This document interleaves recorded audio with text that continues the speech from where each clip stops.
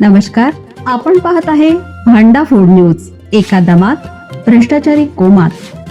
Social media, कर्जबाजारी, गुन्हेगारी, सट्टेबाजी, चोरी, मटका, जुगार, दारू, सावकारशाही, न्यायाच्या प्रतीक्षेत प्रशासन. भांडाफोड न्यूज. एका दमात भ्रष्टाचारी कोमात. विनापरवाना सागवान वाहतूक प्रकरण उघड.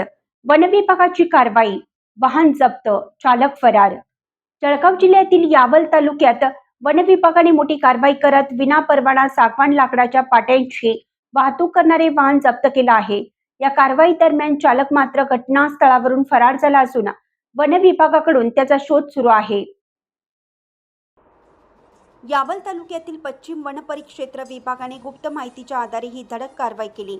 चोरट्या मार्गाने सागवान लाकडाच्या पाट्यांची वाहतूक करणारी चारचाकी वाहनं जप्त करण्यात आली असून जप्त वाहनाची किंमत सुमारे 5,25,000 रुपये आहे. तर एकूण मुद्देमालाची किंमत 5,28,939 रुपये इतकी असल्याची माहिती समोर आली आहे. कारवाई दरम्यान चालकाने वाहन सोडून पळ काढला.